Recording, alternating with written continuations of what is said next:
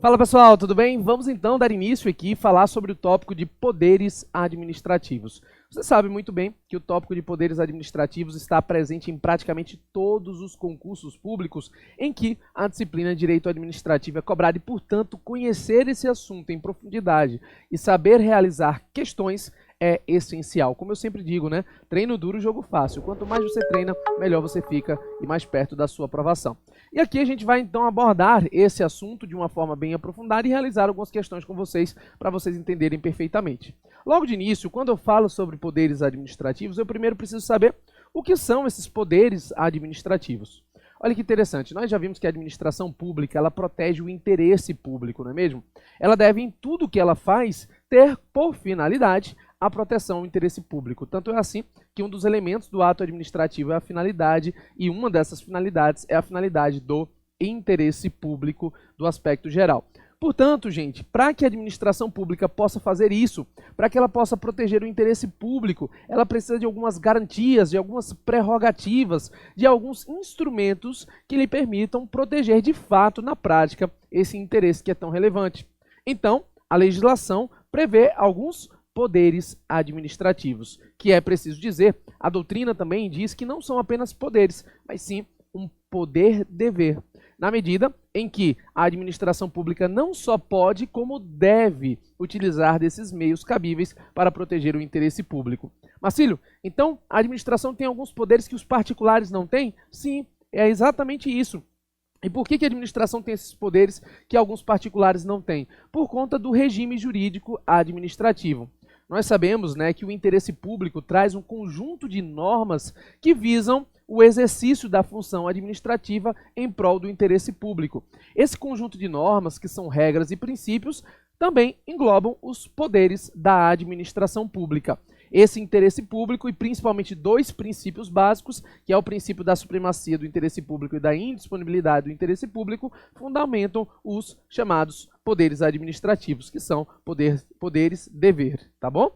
Olha, só o que acontece? Quando a gente fala de poder administrativo, uma primeira noção que a gente precisa ter, e que as provas de concurso exigem, é a diferença entre o uso regular dos poderes e o abuso de poder, que são duas características distintas, né? Duas situações diferentes. Quando eu tenho o uso de poder, basicamente eu terei uma autoridade administrativa que cumpre a lei. O uso do poder administrativo é sempre feito de acordo com a legalidade. Você deve lembrar, não é? Princípio da legalidade. A administração só faz aquilo que a lei autoriza.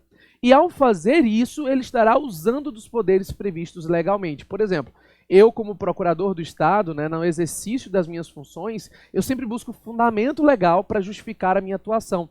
A minha lei complementar 58 aqui do Estado de Goiás prevê as minhas competências e eu posso muito bem buscar a fundamentação lá para fundamentar a minha forma de agir.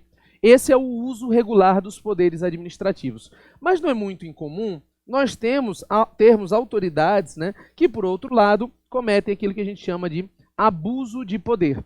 O que seria o abuso de poder? Nada mais, nada menos do que o uso irregular daquele poder que foi conferido a uma autoridade. Por exemplo, eu tenho poderes para ajuizar a ação, mas eu não posso ajuizar uma ação contra você simplesmente porque eu não vou com sua cara, né? Eu tenho que ter uma justificativa no interesse da administração pública, enfim. Então, eu devo usar o meu poder de forma regular para poder ser uma atitude, um ato administrativo coerente, compatível com o ordenamento jurídico. Quando eu falo em abuso de poder, por outro lado, eu estou tratando aqui do uso irregular. E a doutrina e jurisprudência traz basicamente duas modalidades de abuso de poder. A primeira modalidade é o caso do excesso de poder. Marcílio, como é que funciona o excesso de poder? O excesso de poder, normalmente, eu tenho uma autoridade que age fora das atribuições, fora da competência que a lei fixou. Então, por exemplo, a lei atribui uma competência para aquele cargo, mas ela pratica um ato que está fora daquela competência. Por exemplo, imagina, eu sou procurador do Estado, represento o Estado de Goiás judicialmente e extrajudicialmente, mas eu não sou agente de trânsito. Então, se eu sair no meio da rua e lavrar uma multa contra um carro, eu estou agindo com excesso de poder, eu estou indo além das minhas atribuições, eu estou agindo fora da minha competência que foi conferida legalmente. Esse ato administrativo, inclusive, será nulo por vício na competência, não é? Então, o excesso de poder, perceba, é um problema que está relacionado à competência. E, inclusive, é claro, o ato administrativo será nulo se for praticado nessa modalidade. A segunda modalidade que nós temos de abuso de poder é o caso de desvio de poder, também chamado de desvio de finalidade, porque não atua na competência, mas sim na finalidade. Então observem, meus queridos, que são duas hipóteses e as duas fazem parte daquilo que a gente chama de abuso de poder. Primeiro caso, excesso de poder, nós já vimos, né? A pessoa ultrapassa os limites da competência que lhe foi conferida pela lei. E no caso de desvio de poder? No caso de desvio de poder, eu vou agir dentro da minha competência, mas com uma finalidade privada, com a finalidade que não seria o interesse público. Por exemplo, Marcílio, imagine, né? Eu sou governador, posso desapropriar imóveis, mas eu desaproprio o imóvel de alguém com a intenção de prejudicá-lo, ao invés de desapropriar por utilidade pública, necessidade pública e interesse social, que são as hipóteses previstas legalmente. Nesse caso, eu tenho competência para desapropriar, só que eu estou fazendo com a finalidade privada. Logo, eu estou agindo com desvio de poder, que é um vício praticado no âmbito da finalidade do ato administrativo. Então, enquanto o excesso de poder pratica um vício no âmbito da competência, o desvio de poder pratica um vício no âmbito da finalidade. Os dois casos, é claro, importam em nulidade do ato administrativo, mas as questões de concurso, preciso confessar para você, exigem conhecimento sobre a diferença entre um e outro. Excesso de poder, eu vou além da minha competência, e desvio de poder, eu estou dentro da minha competência, mas com uma finalidade privada e, portanto, o ato possui vício. Então, uso e abuso de poder são rotineiramente cobrados nas provas de concurso. O uso, que é a utilização regular e de acordo com a lei, e o abuso de poder, que é a utilização, né, de acordo, irregular, na verdade, face à legislação. O que acontece? Quando a gente fala no uso regular de poder administrativo, nós devemos compreender que existem alguns poderes que são conferidos à administração pública. Alguns poderes que lhes são dados justamente para ele poder proteger esse interesse público. E no exercício desses poderes, é muito comum a gente ter a compreensão de que existe uma distinção entre poderes que vão, vez por outra, ser praticados com discricionariedade e outros com vinculação. Então, um tópico muito comum de ser cobrado em prova é a diferença entre discricionariedade e vinculação, ou ato discricionário e ato vinculado. Qual a diferença, Marcílio? Olha, no ato vinculado, pela própria palavra, como você pode ver aqui, são atos administrativos em que não há margem de opção. A autoridade ela deve decidir diretamente conforme a lei mandou. Então, no ato vinculado, a autoridade ela simplesmente cumpre aquilo que existe na lei. Por exemplo, se você um dia for requerer sua aposentadoria, né, depois de ter passado no cargo, passou anos lá no serviço público, requereu aposentadoria.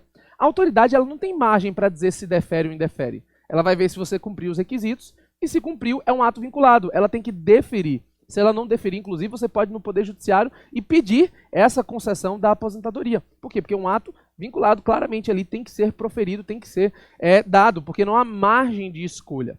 Quando a gente tem, por outro lado, atos discricionários, a discricionariedade, como a própria palavra já dá a entender, né, significa a margem de opção dada a uma autoridade para decidir, de acordo com a conveniência e oportunidade, a mais de uma opção dada pela lei.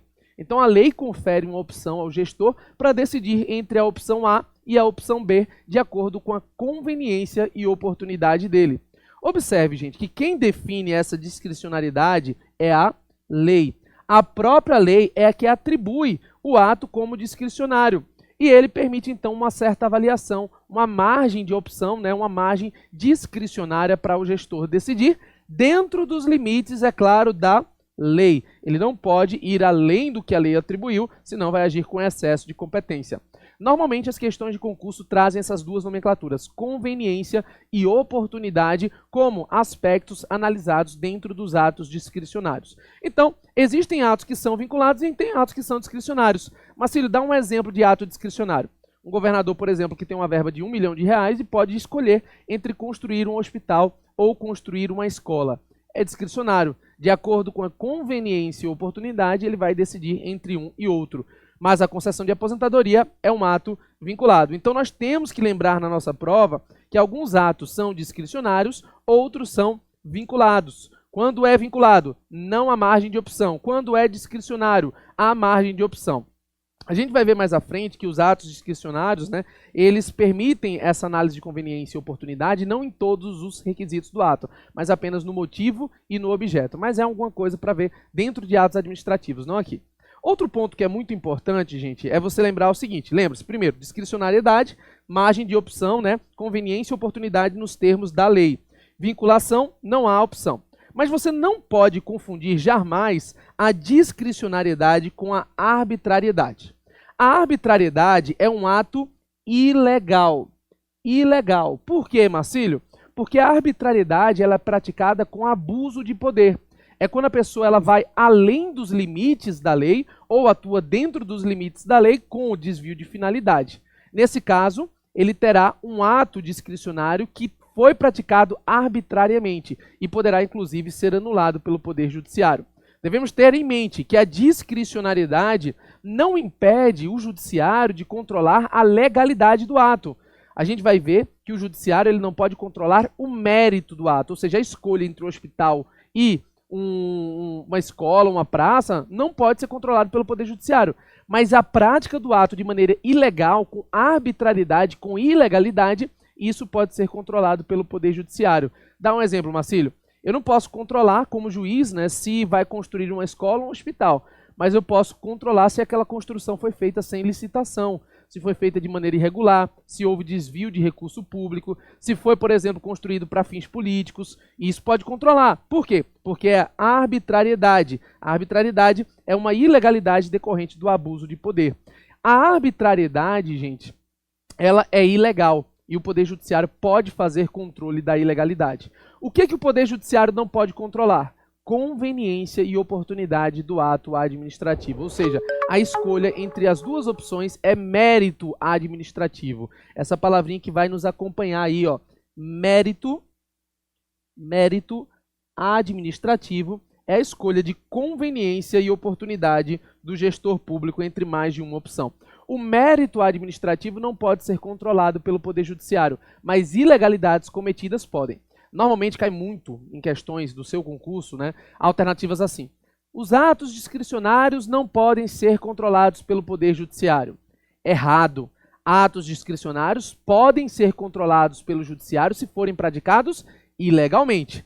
O que não pode ser controlado pelo Poder Judiciário é o chamado mérito administrativo, ou seja, a análise de conveniência e oportunidade, já que essa análise é feita pelo Poder Executivo e não pelo Poder Judiciário. Vamos realizar uma questãozinha aqui para você ver como é que isso é cobrado na prática? Olha que legal, ó. Poderes administrativos podem ser conceituados como um conjunto de prerrogativas de direito público que a ordem jurídica confere aos agentes administrativos para o fim de permitir que o Estado alcance seus fins. Maravilha. Só que o que é que ele quer? A maior parte das questões tem sido formuladas assim, ó. O poder, e aí vem para você preencher, é a prerrogativa concedida aos agentes administrativos de elegerem entre as várias condutas possíveis a que traduz maior conveniência e oportunidade para o interesse público. Assinale a alternativa que contempla corretamente a afirmativa anterior. Olha, quando a gente fala em conveniência e oportunidade, o que a gente está falando é no mérito administrativo, que, como nós vimos, é integrante de atos discricionários. Portanto, a alternativa correta, a letra C, né, é um poder discricionário da administração pública, quando ela tem a possibilidade de eleger entre várias condutas possíveis aquela que traduz mais conveniência e oportunidade. Tranquilo?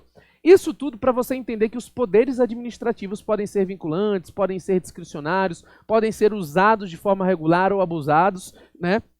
Ser praticado com abuso de poder, que pode ser na modalidade de desvio de poder ou excesso de poder, permitindo que a gente possa entrar agora sim, nos poderes administrativos em espécie, ou seja, analisar cada um dos poderes administrativos que nós temos no nosso ordenamento jurídico. Basicamente, quem faz aí a compilação dos poderes administrativos é a doutrina e jurisprudência. Nós temos o poder regulamentar, o poder hierárquico, o poder disciplinar e o poder de polícia, que muito vem sendo cobrado em prova. O primeiro poder que a gente vai comentar aqui é o poder regulamentar. Um poder que, diga-se de passagem, parece ter tido uma grande preferência nos últimos concursos públicos. O poder regulamentar, gente, é um poder que a administração pública tem de editar atos normativos infralegais, ou seja, atos normativos abaixo da lei, e, portanto, chamados de atos normativos secundários. Para que você possa entender essa minha explicação, eu sempre gosto de fazer um desenho aqui. Olha, quando eu falo em poder regulamentar, eu devo lembrar que o nosso ordenamento jurídico tem 3 níveis. Basicamente, o nível da Constituição Federal ou das normas constitucionais. Abaixo, o nível das leis. As leis que estão abaixo da Constituição, o nível, mas agora infraconstitucional. E abaixo das leis nós temos os regulamentos. Marcílio, o que seriam os regulamentos? Regulamentos seriam portarias, instruções normativas, seriam aí, atos normativos abaixo da lei. E que, é claro, precisam observar a lei sob pena de violar o princípio da legalidade. Artigo 5º, inciso 2º, ninguém será obrigado a fazer ou deixar de fazer, senão em virtude de lei.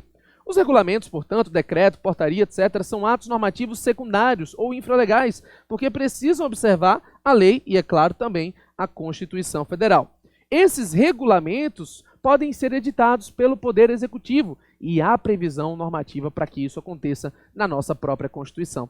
A Constituição prevê que o chefe do Executivo pode editar decreto, que os ministros podem editar regulamentos e assim por diante. A própria Constituição prevê isso. O que acontece, no entanto? Quando a gente vai para a doutrina e jurisprudência, você pega muito a doutrina falando sobre 2 tipos de regulamento, tão polêmicos e que muito vem sendo cobrado em prova. Os 2 chamados regulamentos são regulamento executivo e regulamento autônomo. Qual a diferença entre eles, Primeiro eu quero te dizer o seguinte, o regulamento executivo, ele é amplamente admitido no ordenamento jurídico brasileiro, enquanto que o regulamento autônomo, como regra, é proibido por violar o princípio da legalidade, mas nós veremos que há uma pequena exceção. O regulamento executivo, como a própria palavra já diz, executivo vem de execução, é um regulamento, um decreto, uma portaria, uma instrução normativa que visa dar execução, por isso o nome executivo, a uma lei que já existe. Nessa figurinha que eu coloquei aqui, seria um regulamento que está tentando disciplinar uma lei.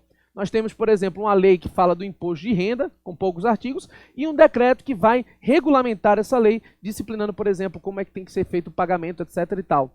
Então, a lei cria o direito à obrigação e o regulamento apenas explicita, diz como a lei será aplicada. E esse regulamento executivo, como eu disse, ele é amplamente admitido no direito brasileiro. Por quê? Porque há previsão constitucional expressa.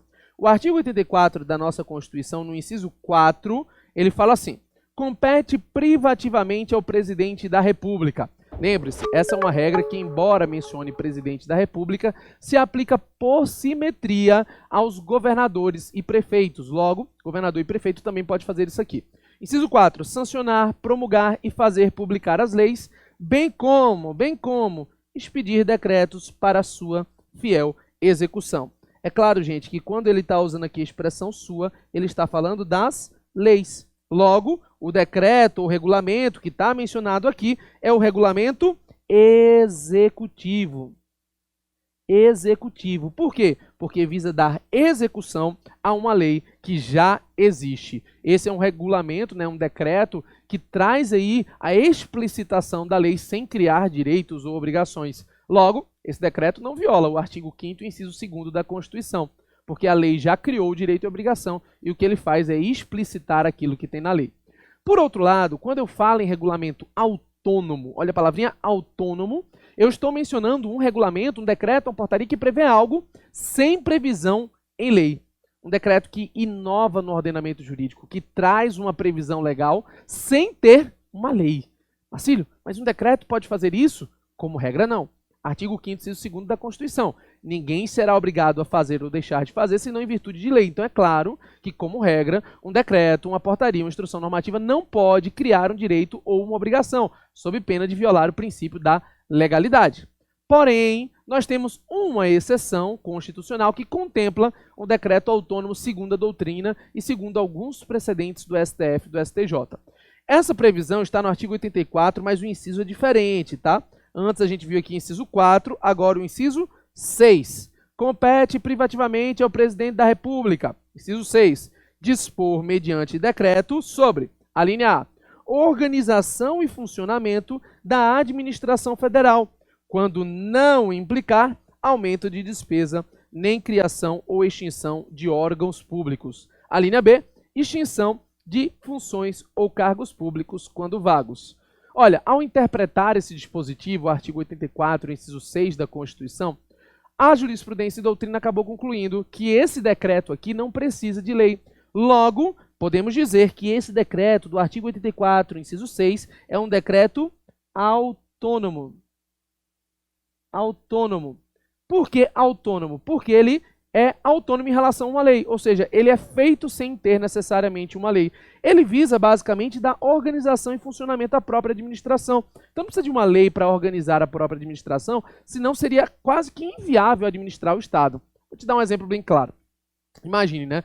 Um órgão público, vou pegar o meu exemplo, né? Tem a Procuradoria-Geral aqui do Estado de Goiás. Você tem o órgão lá e tal, e aí na sexta-feira vai ter, por exemplo, uma detetização no prédio e não vai dar para trabalhar no prédio. Tem que mudar de lugar desse prédio para outro prédio. Precisa de uma lei para poder fazer isso? Claro que não. Se trata de uma mera organização, um mero funcionamento da administração que não exige que a gente tenha uma lei específica para dizer sai desse prédio e vai para o outro. É claro que não precisa disso, tá bom? Então, esse decreto é simples, né? E aí ele trabalha uma matéria ali rápida. Uma mudança, por exemplo, no horário, por exemplo, que você coloque, né? A partir de agora, os funcionários na próxima semana, em virtude de uma alteração, vão ter que trabalhar, ao invés de entrar às 8, entram às 9, sai com a hora no final. É uma coisa que não precisa necessariamente de uma lei se tratar de uma mera organização, funcionamento da administração. Só que cuidado, essa determinação ela não pode implicar aumento de despesa nem de criação ou extinção de órgãos públicos. Qual é a minha dica para você que você não pode errar na hora do seu concurso? Perceba que entre o regulamento executivo e o autônomo, o regulamento executivo é amplamente admitido no direito brasileiro, se admite esse regulamento de forma bem ampla, enquanto que o regulamento autônomo, como regra, é proibido, com a exceção do artigo 84, inciso 6 da nossa Constituição. Organização e funcionamento da administração federal. A linha B, gente, não é mencionado, é mencionado também, mas não é tanto trabalhado em questões porque extinguir função ou cargo público é muito mais um ato administrativo do que um decreto propriamente dito, né, um ato normativo. Mas também é considerado aí no artigo 84, inciso 6 como um regulamento autônomo. Tranquilo? Olha, tem um ponto bem interessante que as provas têm cobrado e que eu separei para falar aqui com vocês, que diz respeito ao artigo 49, inciso 5. E esse dispositivo ele permite controlar excessos do poder executivo. Como assim, Marcílio? Excessos do poder executivo. Quando a administração pública edita um regulamento que vai além dos limites da lei sem poder fazer isso, né? Ou seja, edita um regulamento autônomo fora da previsão constitucional. Tem que ter um meio de controlar isso, porque afinal de contas o poder executivo ou a administração pública que editou esse regulamento vai estar entrando na competência de outro poder, que é o poder legislativo. E a própria Constituição prevê um meio do legislativo se proteger disso. Olha que interessante. Artigo 49 diz que é da competência exclusiva do Congresso Nacional, que não é Câmara dos Deputados, não é Senado, é Congresso Nacional, norma inclusive que pode ser replicada para o nível estadual e também municipal com seu respectivo poder legislativo. 49 diz, no inciso 5, sustar os atos normativos do poder executivo que exorbitem do poder regulamentar ou dos limites da delegação legislativa. Então, ele trabalha uma palavrinha aqui, ó, exorbitar do poder regulamentar, ou seja, vai além do que a lei está dizendo. Vou te dar um exemplo prático para que você possa entender isso nos mínimos detalhes. Imagine que tenha sido editado pelo Poder Legislativo uma lei. E essa lei tenha dito o seguinte, olha, a partir de agora deverá ser ensinado nos colégios direito administrativo. A lei disse isso, quem disse foi a lei. Então a lei pode fazer isso. A partir de agora, direito administrativo deve ser ensinado nos colégios, né, com a carga horária de tanto, etc e tal. Aí, visando regulamentar essa lei, o Poder Executivo edita um decreto, certo? Um decreto. E nesse decreto, a carga horária que vem para ser selecionada vem com direito administrativo, tributário, vem com previdenciário, vem com direito ambiental e ainda vem com direito constitucional. Não sei se você está percebendo, mas esse decreto, na medida em que ele colocou todas essas obrigações aqui, o que foi que ele fez? Ele exorbitou da lei. E na medida em que fez isso, esse decreto ele é considerado como violador do princípio da legalidade. Por quê? Porque ele está criando um direito, ele está criando uma obrigação sem previsão em lei, fora da hipótese constitucional.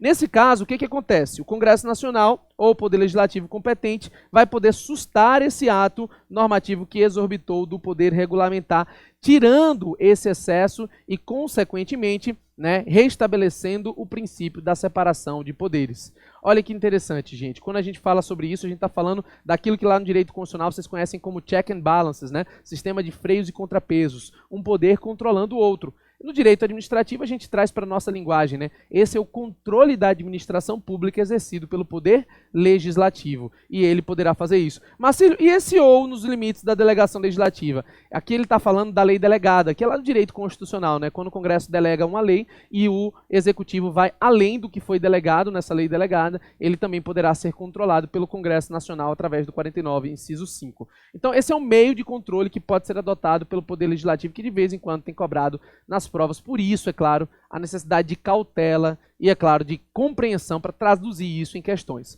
Então vamos fazer mais uma questão aqui para a gente poder entender esse assunto. Olha que interessante. Determinada agência reguladora, atuando na sua esfera de atribuições, editou um ato normativo de apurada complexidade técnica, com vistas a elucidar conceitos legais e regular determinado segmento das atividades consideradas estratégicas e de interesse público.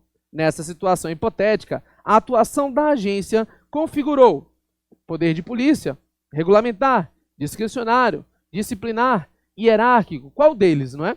E aqui nós temos um caso claro de poder regulamentar. Por quê, minha gente? Porque nós estamos diante de um ato normativo. E o ato normativo, a edição de normas pelo Poder Executivo, no que se inclui agências reguladoras como entidades vinculadas, são entidades da administração pública indireta enquadradas como autarquias, elas também editam regulamentos, instruções normativas, portarias, e assim por diante. Esses atos normativos que regulam determinados setores fazem parte daquilo que a gente chama de poder regulamentar. É claro que esse poder regulamentar exercido pelas entidades da administração, no que vale a direta e a indireta, devem sempre observar a lei. Esse regulamento, por exemplo, que está dito aqui, que visa elucidar conceitos legais, é um regulamento que, como a gente viu, ele é executivo, ou seja, visa dar execução a uma lei que já existe. Esse, portanto, é o poder regulamentar, o poder que a administração pública possui de editar normas gerais e que, consequentemente, vão regular a atividade interna da administração pública e também externa na medida em que trabalhe a elucidação de conceitos que estão na lei. Tranquilo? Então, a gente falou do nosso primeiro poder, o poder regulamentar da administração pública. Esse poder de editar normas gerais infralegais, ele é apenas um dos poderes. Nós também temos o poder hierárquico, o poder disciplinar e o poder de polícia, que muito vem cobrando nas provas. Um ponto interessante, antes da gente terminar, é entender um pouquinho o que o poder hierárquico faz dentro desse contexto. Olha que interessante. A própria edição de regulamentos são feitas dentro de uma estrutura de hierarquia que vincula toda a administração pública. Quando eu falo de poder hierárquico, eu estou falando necessariamente de subordinação, no que as ordens emanadas do chefe devem ser observadas pelos inferiores hierárquicos. Então, gente, quando a gente fala sobre poder regulamentar, como eu mencionei anteriormente dentro desse esquema, eu preciso ter em mente que os regulamentos devem ser observados também internamente pela administração pública, seja um regulamento de natureza executiva, seja um regulamento de natureza autônoma, na medida em que esse é um ato praticado pela própria administração pública. Perguntinha de prova. Esse ato do poder regulamentar, essa norma geral editada e que vale para toda a administração pública, e que vale como regulamentação da lei, inclusive externamente, pode ser objeto de controle também judicial? Pode.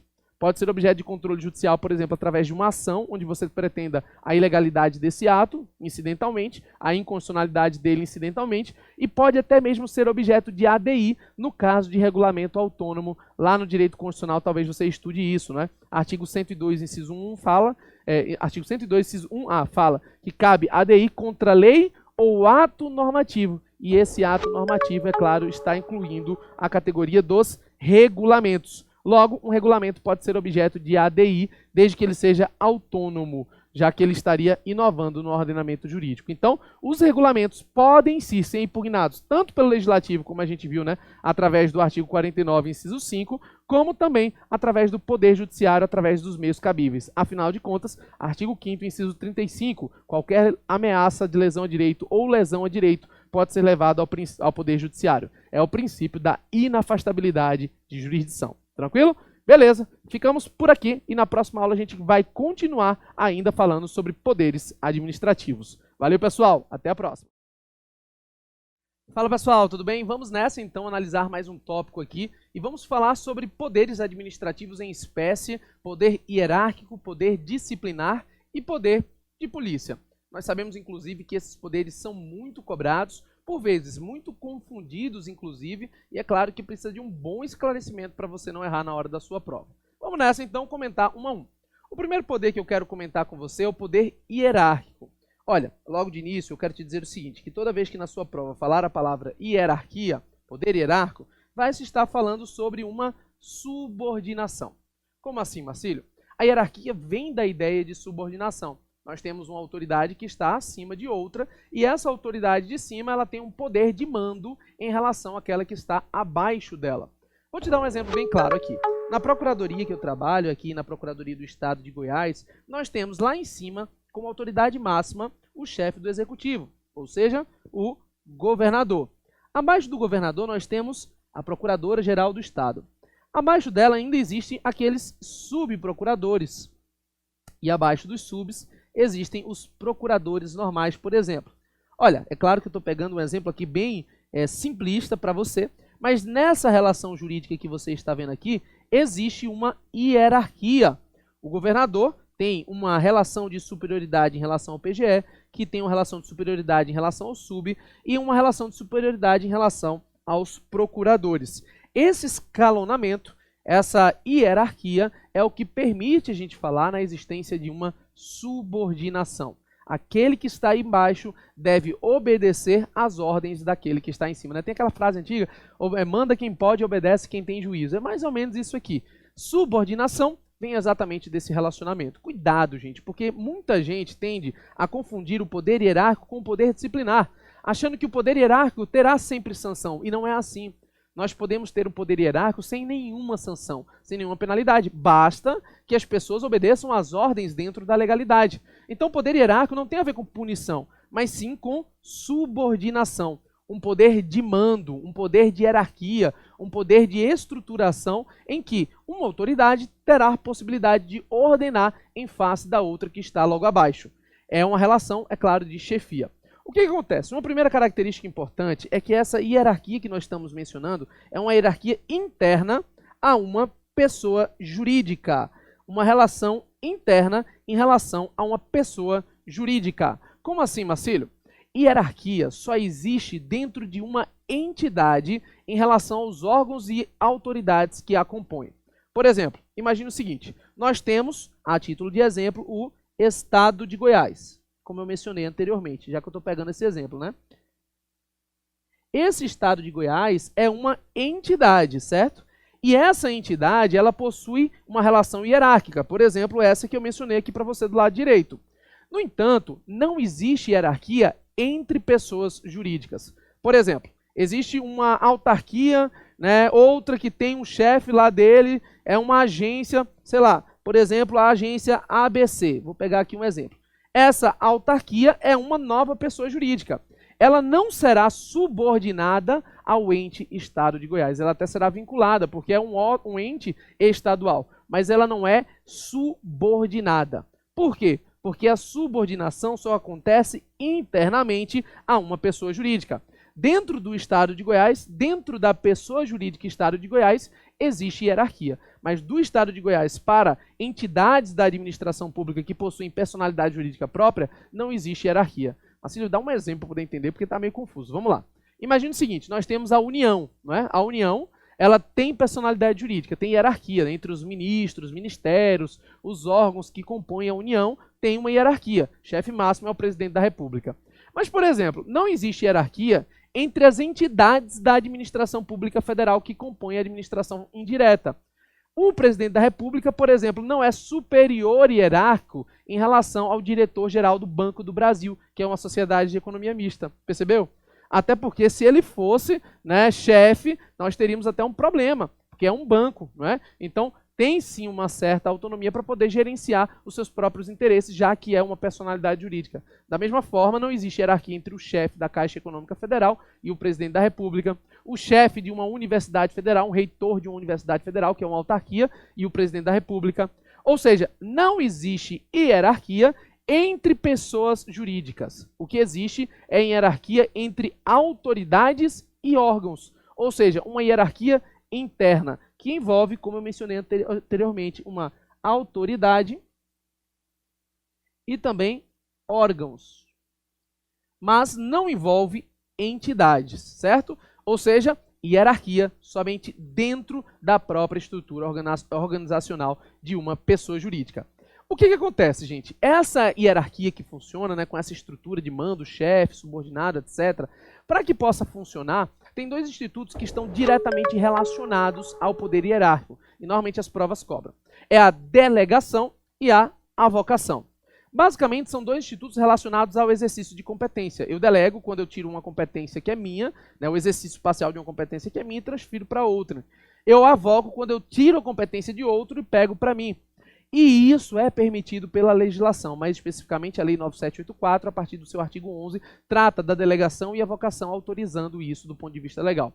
A delegação, que é transferir, por exemplo, né, uma competência do governador do estado para o procurador-geral do estado, ou do procurador-geral do estado para um outro procurador, isso é possível, isso é a delegação. Aqui no estado de Goiás, o procurador-geral, por exemplo, ele tem competência para assinar a escritura de alienação de imóveis e ele delega para o procurador que está lá embaixo. Então a delegação é possível, assim como a avocação, que é o processo inverso. Tá? Lembre-se o seguinte, a delegação, segundo a Lei 9784, no seu artigo 12, ela pode acontecer para alguém que está abaixo de você, por exemplo, do procurador-geral para um sub, ou pode acontecer para alguém que esteja no mesmo nível hierárquico que você, por exemplo, de um procurador-geral para um secretário, de um secretário para outro secretário. A delegação, então, pode ser para baixo ou no mesmo nível hierárquico. Mas o que acontece? E as provas têm exigido muito esse conhecimento. Existem alguns atos que não podem ser objeto de delegação. E isso está no artigo 13 da Lei 9784. O artigo 13 ele diz o seguinte, olha que interessante, não podem ser objeto de delegação. Inciso 1. A edição de atos de caráter normativo. Inciso 2. A decisão de recurso administrativo. E inciso 3. As matérias de competência exclusiva de órgão ou autoridade. Eu marquei essas palavrinhas-chave para você memorizar uma regra mnemônica bem interessante que ajuda na hora da prova para memorizar o que é que não pode ser objeto de delegação. A regrinha é CNORA.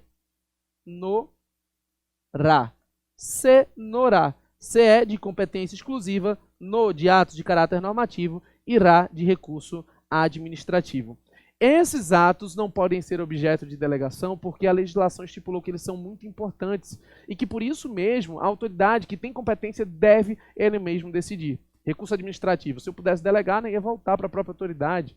Atos normativos são atos que valem para muita gente. Então, esses atos aqui do artigo 13, CNORA, né, nós temos como impossíveis de serem delegados. Olha, o artigo 11 fala que a competência é irrenunciável e se exerce pelos órgãos administrativos a que foi atribuído como própria, salvo os casos de delegação e avocação legalmente admitidos. Logo, delegação e avocação são permitidos. A exceção é para os casos em que não cabe delegação.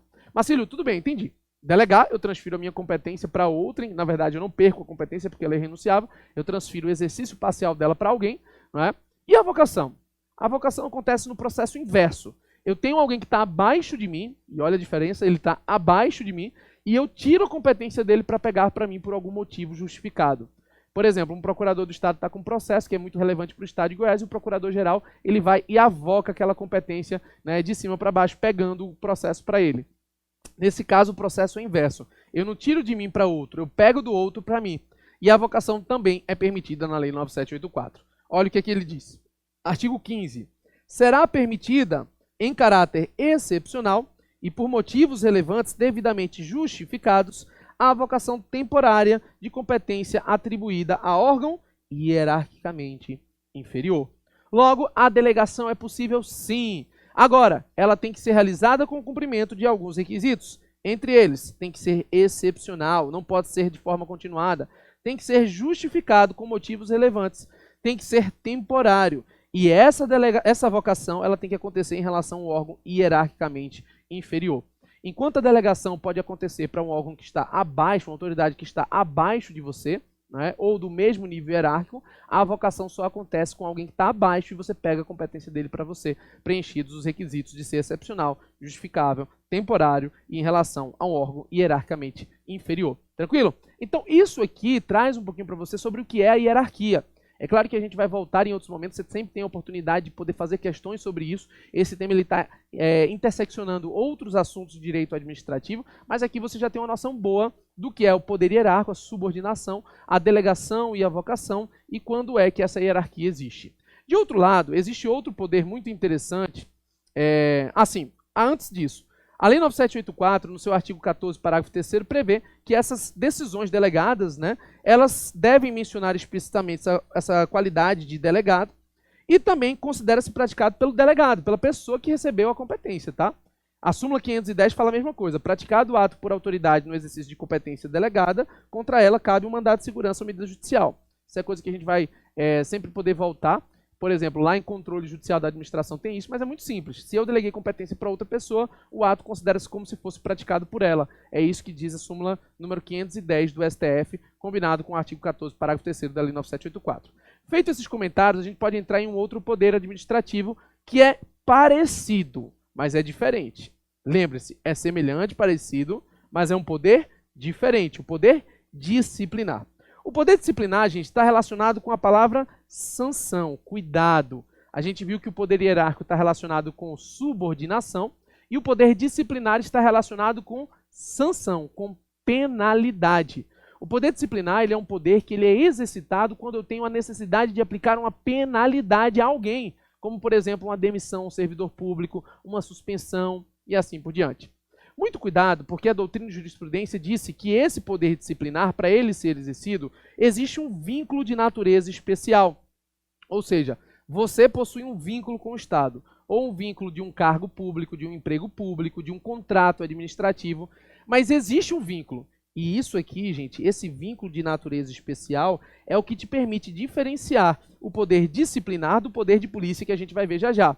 Os dois têm pena, poder de polícia tem pena, como por exemplo uma multa de trânsito. É penalidade também, mas não é poder disciplinar. Por quê? Porque a penalidade do poder de polícia é aplicada a uma pessoa que não tem vínculo com o Estado. Se você passou no sinal vermelho, você não tem vínculo com o Estado, você só está passando no sinal vermelho. É poder de polícia.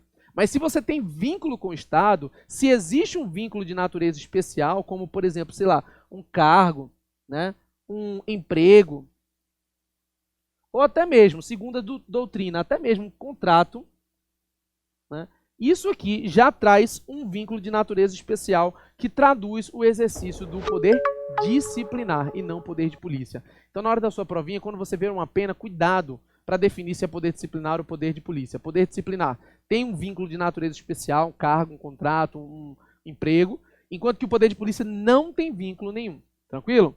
Beleza. E esse poder disciplinar, que é esse poder de aplicar penalidades em vínculos de natureza especial, é uma atribuição da administração pública que você estuda ao longo de todo o curso, não é? Sempre você vai estar estudando, por exemplo, quando você for ver Estatuto Funcional do Servidor Público, você sabe que é tema que cai direto, né? A parte do poder disciplinar é muito cobrada. Hoje em dia, inclusive, tem sido um dos tópicos mais recorrentes nos concursos públicos, conhecer as hipóteses das penalidades que são aplicadas a servidores públicos dentro desse contexto. Então, é muito importante ter noção. Só que o que acontece? Sempre que tiver o poder disciplinar, nós teremos a necessidade de garantia do contraditório e da ampla defesa aplicada ao servidor público. Como assim, Marcílio? O artigo 5º, inciso 55 da Constituição, diz que a todos, no processo judicial e administrativo, deve ser assegurado contraditório e ampla defesa. Ou seja, contraditório e ampla defesa é um princípio que não é garantido só do processo judicial, mas também no processo administrativo. Por exemplo, se você quiser aplicar uma penalidade a alguém, o contraditório deve ser conferido. Vou te dar um exemplo, né? Se você, por exemplo, tiver para receber uma penalidade de demissão, tem que ser montado um processo administrativo disciplinar contra você, cujo trâmite terá o seu direito de defesa. Lembre-se, e isso é um ponto muito cobrado nos concursos, contraditória para defesa veda o princípio da verdade sabida. para quem não conhece esse princípio da verdade sabida, dizia que se o fato fosse muito conhecido e todo mundo já tivesse como verdadeiro, não precisava de contraditório para defesa, bastava aplicar a penalidade. Isso é proibido. Processo, mesmo administrativo, deve ter garantia de contraditório e ampla defesa. E aqui eu quero recomendar a você 3 súmulas vinculantes do Supremo que são muito importantes. Súmula vinculante número 3, que fala do contraditório no TCU. Número 5, que fala que não precisa advogado no processo administrativo disciplinar. E número 21, tá? Número 3, contraditório pela defesa deve ser garantido no Tribunal de Contas da União. Número 5, não é necessário advogado em um processo administrativo, embora deva ser garantido o contraditório pela defesa. E número 21, que vem caindo muito também nas provas de concurso, que para recorrer administrativamente não é exigido, né, depósito de valores ou arrolamento de bens. É inconstitucional essa exigência. O recurso administrativo ele deve ser considerado como gratuito, assim como todo processo administrativo. Então, sempre haverá contraditória pela defesa dentro do processo administrativo, gente. Mesmo que nós tenhamos aí, sem advogado, contraditória pela defesa deve ser sempre assegurado. Vamos então analisar outro poder, que é o poder de polícia, muito parecido com o poder disciplinar. O poder de polícia, gente, é um poder em que nós teremos aqui a proteção do interesse público. Olha que interessante, o conceito de poder de polícia foi dado de uma forma bem detalhada no artigo 78 do CTN. Esse dispositivo, o artigo 78 do CTN, traz o poder de polícia por um simples motivo. Por que está no CTN, Marcelo? Por que está no Código Tributário Nacional? Porque o poder de polícia é fato gerador da taxa. Quando nós exercemos o poder de polícia enquanto Estado, o Estado terá direito a cobrar uma taxa de você por isso. Para pensar, né? Você vai tirar sua carteira de motorista, paga uma taxa, um valor até alto, né? Quando você, por exemplo, vai tirar uma licença ambiental, paga uma taxa. Então, por isso que está no CTN, no artigo 78, um dos fatos geradores da taxa é o poder de polícia. E o 78 fala, então, sobre esse poder tão interessante que vem sendo muito cobrado em prova, o poder de polícia, dizendo o seguinte: considera-se poder de polícia atividade da administração pública que, limitando ou disciplinando direito, interesse ou liberdade, regula a prática de ato ou abstenção de fato em razão do interesse público. Continua. Concernente à segurança, à higiene, à ordem, aos costumes, à disciplina da produção e do mercado, ao exercício de atividades econômicas dependentes de concessão ou autorização do poder público, à tranquilidade pública, ao respeito da propriedade e aos direitos individuais ou coletivos. Pode perceber que esse poder é extremamente amplo, não é? Tudo que diz respeito à proteção ao interesse público tem a ver com o poder de polícia. Só que antes da gente começar a falar sobre esse poder que é tão relevante, eu quero tirar logo um equívoco que você pode cometer na sua prova. Poder de polícia não se confunde com a polícia que a gente conhece regularmente, não é? A polícia do senso comum, que é a polícia militar, a polícia civil. Aquela polícia lá é chamada, como nós veremos já já, de polícia judiciária. É uma polícia que visa coibir ilícitos penais.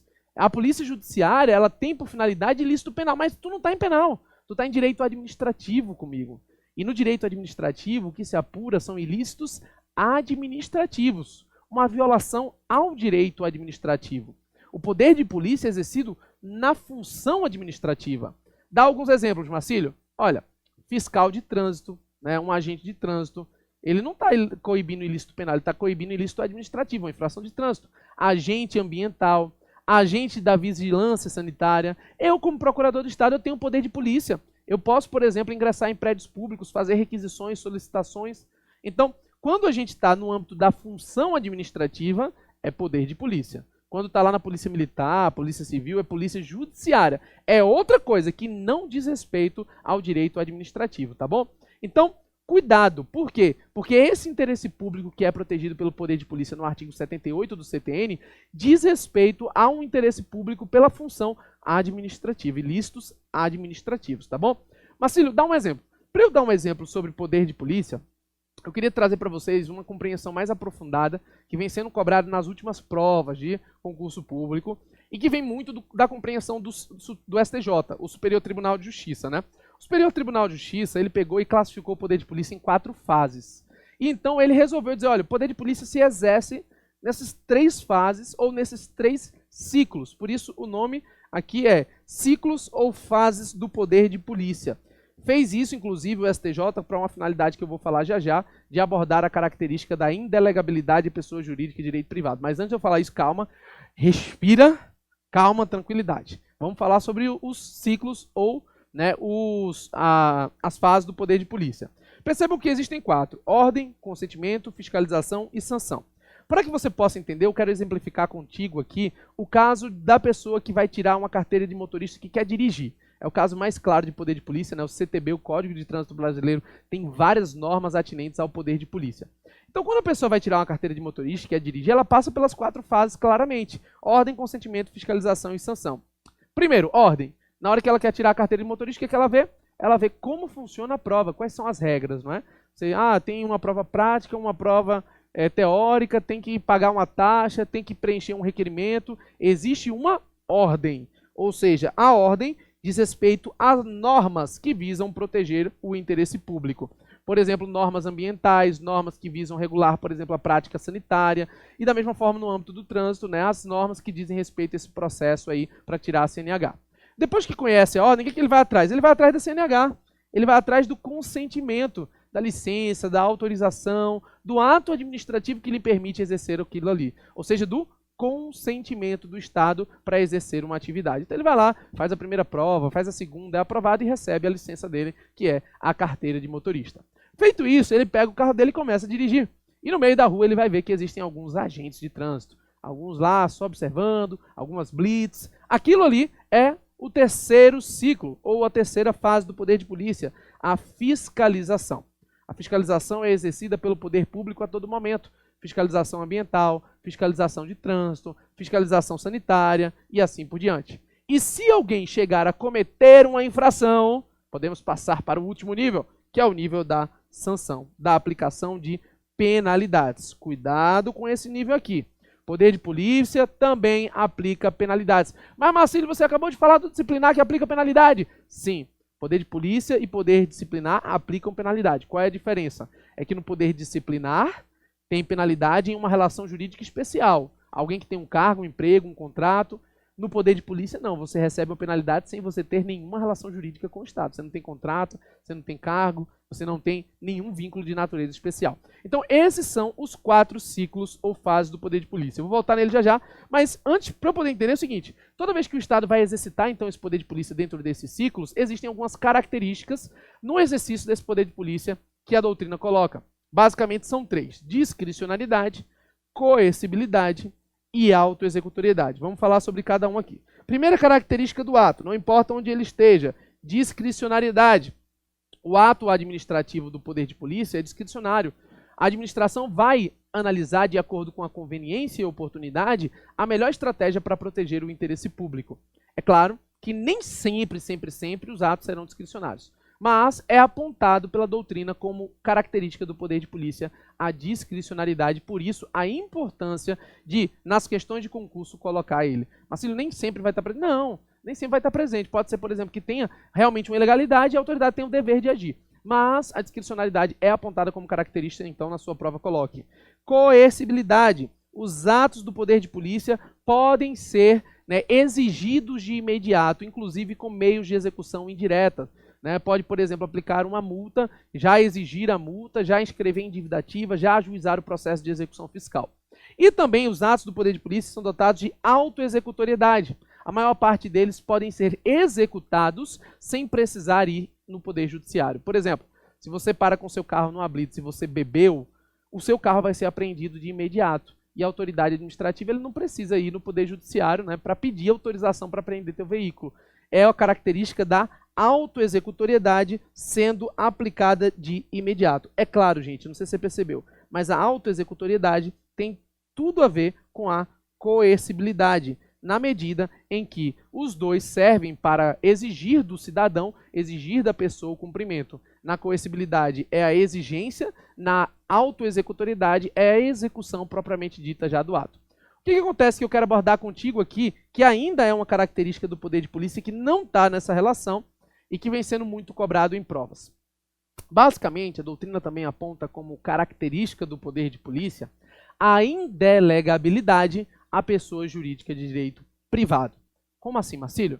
Olha, eu não posso, enquanto Estado, delegar o poder de polícia para uma empresa privada. Por quê? Porque o poder de polícia é um poder que visa proteger o interesse público, é um poder de império. E por isso mesmo, uma empresa privada ela tem uma finalidade lucrativa. Se eu autorizasse uma empresa privada a aplicar, por exemplo, multas, ela iria querer aplicar várias multas, porque a finalidade dela é lucrativa. A finalidade do Estado, não. O Estado ele visa proteger o interesse público. Então, veja, como regra, uma característica do poder de polícia é que ele é indelegável a pessoas privadas. Marcílio, ele pode ser delegado a uma pessoa pública? Pode. Posso delegar a uma entidade da administração indireta de direito público, uma autarquia, por exemplo. Mas empresa privada não pode. Não pode. Cuidado, no entanto, com o detalhe. Isso chegou a muita polêmica, é claro que muito debate, inclusive acabou chegando no STJ, né, no Superior Tribunal de Justiça. E o STJ abordou a questão bem legal. Ele disse o seguinte, olha, existem 4 ciclos ou fases do poder de polícia. E o que não pode ser delegado é a ordem e a sanção. Por quê? Porque a ordem e a sanção dizem respeito ao poder de império. Uma empresa privada não pode dar ordem, não pode aplicar uma sanção. Mas o STJ disse que no consentimento e na fiscalização, esses 2 elementos são apenas meros atos materiais de execução. Então, meros atos materiais de execução do poder de polícia podem ser delegados a pessoa jurídica de direito privado. Marcílio, dá exemplo. O STJ pegou o caso principal, que é a instalação de câmeras de trânsito. Você tem uma câmera de trânsito instalada na rua, não precisa ser uma câmera do Estado. Ele contrata uma empresa que instala a câmera de trânsito, apura o cometimento da infração e manda para o Estado exercer a sanção. Então, o que essa empresa está fazendo? O que ela está fazendo ao instalar câmeras de trânsito e fiscalizar é a fiscalização. Então, pode. Confecção de carteiras de CNH. Olha, confeccionar uma carteira de CNH é o consentimento. Pode também delegar. O que não pode delegar é a edição de ordens e de sanções. Mas os meros atos materiais de execução do poder de polícia, segundo o STJ, podem ser delegados. Marcílio, isso significa que não temos mais em característica da indelegabilidade a pessoa jurídica de direito privado? Não significa isso. A regra é que o poder de polícia é indelegado a pessoa jurídica de direito privado. A exceção é o entendimento do STJ, que pode ser cobrado na sua prova, você tem que ter atenção.